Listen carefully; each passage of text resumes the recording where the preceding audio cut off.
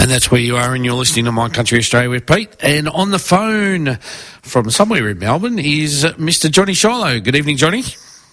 Good evening, Pete. How are you? I'm well, mate. Yourself? Yeah, very well, thanks. That's good. That's good. We're talking off air. You went to Country Comes to Town on the weekend. Yeah, it was great. Yeah, really enjoyed it. That's good. That's There good. was Michelle Gardner, Twilight in Tulsa, and Rattling Cane. Yep. Very good entertainment. Very good. Yes, yes. Well, I haven't seen Twilight in Tulsa, but I've listened to Michelle because we had her on the show last week, and Rattling Cane. I absolutely love Rattling Cane. So yeah, all good. All right, now, Johnny, this is the first time that it's not the first time I've spoken to you because I have been out with you, but it is the first time we've done an interview. So let the fans know who Johnny Shilo is. Okay, Johnny Shilo was born in a migrant camp in Greta, in the Maitland area of New South Wales. My parents is German and Polish descent, and I got my first guitar given to me by a gentleman that owned a music shop in Wagga Wagga, where I was going to school. And within 4 months, I'd learnt to play it by ear. I borrowed some records and a record player from a mate. Yep. And I learned to play some instrumentals and got my first paid gig 4 months after I started. Awesome. And what age were you then, Johnny? 11. 11. 11 years old. The child prodigy. Yeah. I always wanted to, from the time I could speak, most kids, when they're growing up, they're going to be a copper, and then they're going to be a football player, and then they're going to be a golfer, and then they're going to be a doctor or a lawyer or an accountant or something like that. Yep. From the time I could speak, I was going to be an entertainer, and everybody laughed at me. But that's what you are, Johnny Shilo, entertainer. Thank you. No problem. And loving it. And loving it. All right, mate. Now, how did it evolve into future life? How have you kept it rolling along for so long? Well, as I said, I started when I was 11, and in those days, the first few gigs I did, I played instrumentals, because that was in the day of the Shadows and Adventures, the Atlantics, and Chet Atkins and Al Kayol and all that sort of thing. Yep. And then I used to go to the boys' club in Wagga, and there's a band there called the Marquees, and I knew all the players in it. And one night they said, "Do you want to get up and play a couple of instrumentals for us?" So I got up and played couple of instrumentals for them, and then they said, "Why don't you sing us a song?" I said, "Yeah, but we haven't had any rehearsal." They said, "Don't worry, the boys will know it. Do something that's got 3 chords."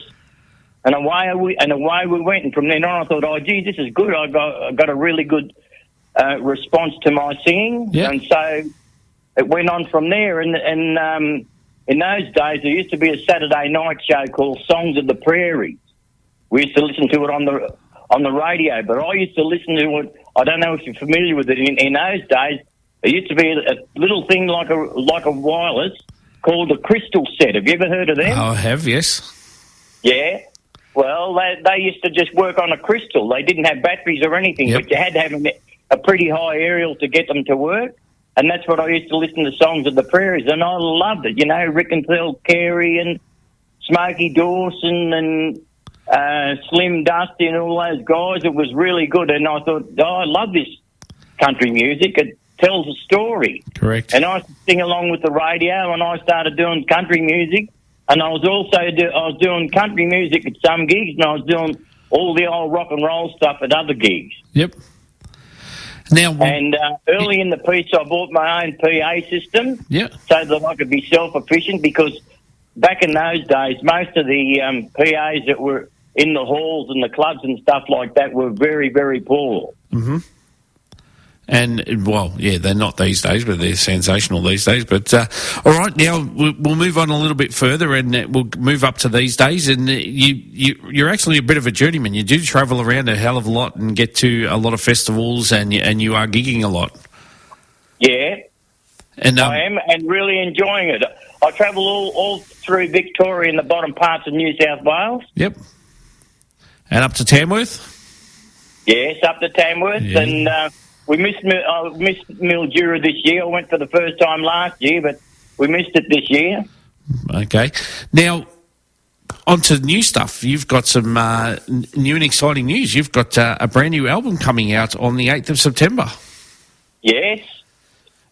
We're having that at Bendigo, at the Golden Hills Motel, Marong Road, Bendigo. Okay, and the album's called All Things New? That's the one. That's the one, and you've co-written quite a few songs there. You've got 4 songs you've written with your wife? Yeah. And how is Marion? Anita Shilo. And how is Marion? Yeah, she's very well. That's good. Tell her I said hello. She's a very, very good songwriter. She is, yes. I've seen and heard her work. Yeah, that's good. And she's just come out of the closet. She's been a writer for years, and I didn't even know about it. All right, now, so you've written 4 songs with her. Who else have you written any songs with for the album? No, and there's one that I've written that I wrote myself. Yep. That was the first thing that I ever recorded about 45 years ago, and it's called My Friend Georgie. Okay. So I haven't co-written with anybody else. I just write with Marion. Yeah. So at this stage, anyway. Oh, okay. No problems. Now, we'll throw it out. I asked Michelle this question last week because, me and you met when we went to Alan Caswell's songwriting thing back in, I think it was back in March. Or April, yeah. And what did you and Marion get out of that songwriting? We got quite a bit out of it. We knew a little bit of the stuff, but as you say, to us, he's the king, you know. Yep. And he was very impressed with what Marion wrote, and so we've gone on from there, and he's edited a couple of songs that she's done, and they've turned out very well. And one of those is going to be on the album. It's called Never Make You Cry. Yep. And it's a brilliant song. Very good. Now, are you going to release a single the same time as the album? So, yes, we're releasing a single. We've had a bit of a setback with different things, with APRA and that we didn't get stuff out in time, but the single will be released a little bit after the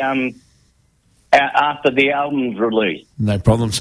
Now, you've got that gig coming up on the 8th of September at the Golden Hills Motel in Bendigo, which is your album release. Now, what other gigs you got coming up, mate? I've got a couple coming up. I just can't think offhand what I got, but I got a few. I got a couple of festivals. I can't even that we're waiting for answers back. Yep. And it's the same with some of the other gigs. There's people getting back to us at the moment, and I really should have taken other gigs, but I've been promised I've been promised some gigs, and I've been let down. So they've left me in the lurch at the moment. Unfortunately, that's the music industry, isn't it? Yeah, it is. Yeah. All right, mate. Well, look, I want to thank you for joining us tonight. It's been great to have you. It's great to talk to you, and we will catch up again one day soon. Okay. But I'm going to play one of your older songs right now. It's called I'd Like to Strangle My Boss. Oh, that's great. Thank you very much. No problem. This is Johnny Shilo, and I'd Like to Strangle My Boss. Thank you, Pete.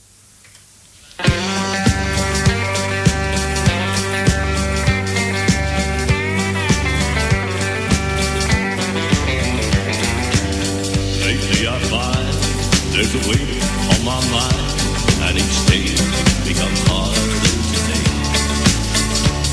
I try not to care, but the problem's still there, and it's waiting for me when I wake. I'd like to strangle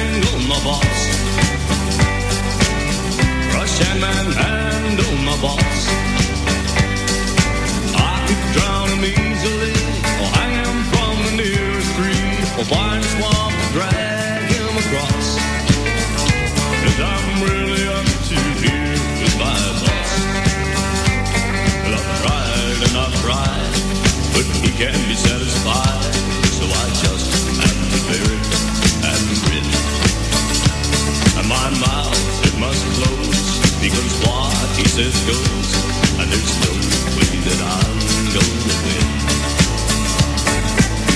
I'd like to strangle my boss,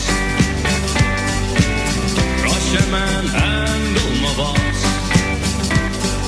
I could drown him easily, or hang him from the nearest tree, or find a swamp to drag him across.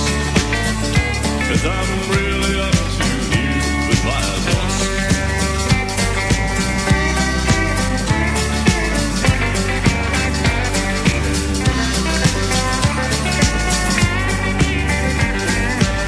I'd like to strangle my boss,